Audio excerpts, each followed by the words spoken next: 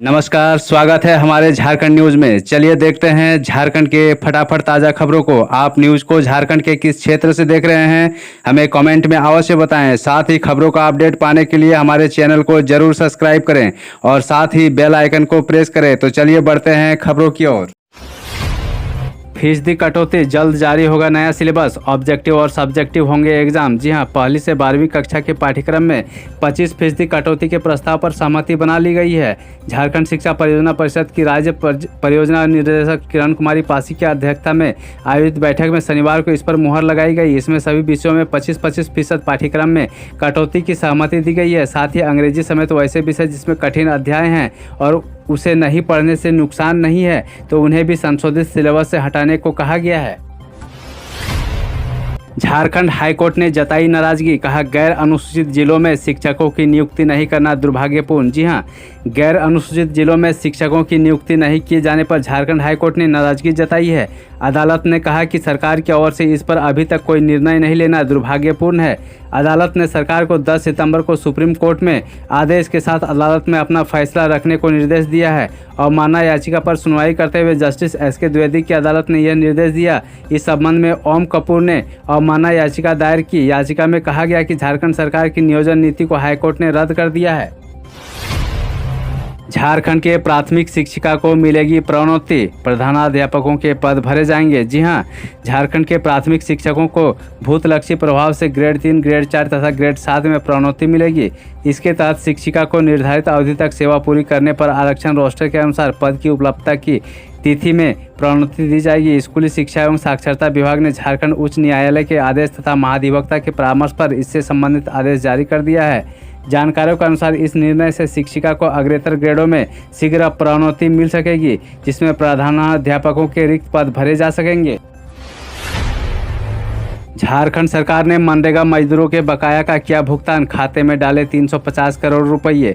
जी हां, झारखंड सरकार ने लंबे समय से लंबित मनरेगा मजदूरों की बकाया राशि का भुगतान कर दिया है। इस मद में 350 करोड़ की राशि पूरे प्रदेश में मनरेगा श्रमिकों के खाते में भेजी गई है।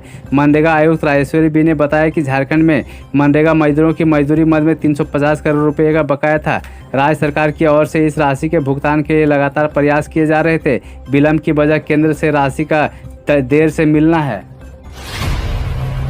वेब फिल्म की शूटिंग के लिए पलामू पहुंचे अभिनेता रवि किशन, शिविर में किया गया रक्तदान। जी हां, झारखंड के पलामू जिला मुख्यालय मेदिनीनगर स्थित रामडा 3 स्टार होटल में रविवार को रक्तदान शिविर का आयोजन किया गया। इसमें भोजपुरी के सिने अभिनेता सह गोरखपुर के सांसद रवि किशन शामिल हुए। वे यहां एक वेब फिल्म की शूटिंग के लिए आए हुए हैं। रक्तदान शिविर में उन्होंने कहा कि रक्तदान से जीवन का दान मिलता है। पलामू पुलिस की प्रेरणा से पत्रकार संगठन झारखंड जर्नलिस्ट एसोसिएशन की पलामू इकाई ने रक्तदान का शिविर लगाकर बड़ा नेक कार्य किया है। कहा कि पुलिस व पत्रकार दो धुरी है, ये एक होकर महान व अद्भुत कार्य कर सकते हैं। चतरा के ट्रांसपोर्टिंग कंपनी RKTC के कैंप पर गोलीबारी, 3 कर्मी गंभीर रूप से घायल। जहां चतरा जिले के टंडवा स्थित CCL के आम्रपाली कोल परियोजना क्षेत्र के कोन्हे गांव में ट्रांसपोर्टिंग कंपनी RKTC के कैंप पर हमला हुआ है। हमले में कंपनी के 3 कर्मी जख्मी हो गए हैं। तीनों को गोली लगी है और उनकी स्थिति गंभीर है। उन्हें उपचार के लिए प्रखंड मुख्यालय स्थित सामुदायिक स्वास्थ्य केंद्र में भर्ती कराया गया है। प्राथमिक उपचार के बाद तीनों सुलहकर राज अमित ठाकुर एवं नीरज तरोगी को हजारीबाग रेफर कर दिया गया है। घटना करीब शाम 4 बजे की है। घटना की जानकारी मिलने के बाद टांडवा थाना प्रभारी सदल बल के साथ मौके पर पहुंच गए हैं। 12 की उम्र में ब्याह के लिए बेच दी गई प्रियंका बनी अंतर्राष्ट्रीय फुटबॉल खिलाड़ी, जानिए इसके संघर्ष की कहानी। जी हां, झारखंड की राजधानी रांची के कांके स्थित हल्दामा गांव की प्रियंका 12 वर्ष की उम्र में बेच दी गई थी। राजस्थान के एक व्यक्ति से उसकी शादी होने वाली थी, उसी दौरान उसे बचा लिया गया। आज प्रियंका अंतर्राष्ट्रीय स्तर की फुटबॉल खिलाड़ी है। वह लंदन, नॉर्वे सहित कई देशों में जाकर खेल चुकी है। 2018 के दाना कप में भारतीय महिला टीम विजेता रही थी। प्रियंका सहित झारखंड की 8 लड़कियां इस टीम का हिस्सा रही थी। बचपन से लेकर बेचे जाने तक फुटबॉल खिलाड़ी बनने तक का सफर प्रियंका के लिए आसान नहीं रहा। लाभुकों के बीच हुआ धोती साड़ी का वितरण। जी हां, तोड़ाई में आयोजित शिविर में रविवार को सोना सोवरन आयोजन के तहत राशन कार्ड धारकों के बीच धोती साड़ी का वितरण किया गया। PDS डीलर नईम अंसारी की दुकान प्रांगण में कांग्रेस के प्रखंड अध्यक्ष मनोवर आलम ने दर्जनों लाभुकों के बीच धोती साड़ी का वितरण किया। प्रखंड अध्यक्ष ने कहा कि राज्य में जब से महागठबंधन की सरकार बनी है तब से देश व दुनिया में प्राकृतिक आपदा कोरोना संक्रमण तेजी से फैला है। फिर भी राज्य सरकार ने जनता को हर सुविधा उपलब्ध कराया है। भोजन की गारंटी योजना की कांग्रेस सरकार की देन है। अब राज्य में महागठबंधन की सरकार वस्त्र देकर यह साबित किया है कि हमारी सरकार केवल आम जनता की सरकार है। इस मौके पर जन वितरण प्रणाली दुकानदार मौजूद रहे। झारखंड में पहली से 12वीं तक के सिलेबस में होगी 25% की कटौती। 9वीं से 12वीं तक 2 परीक्षा, जाने विस्तार से।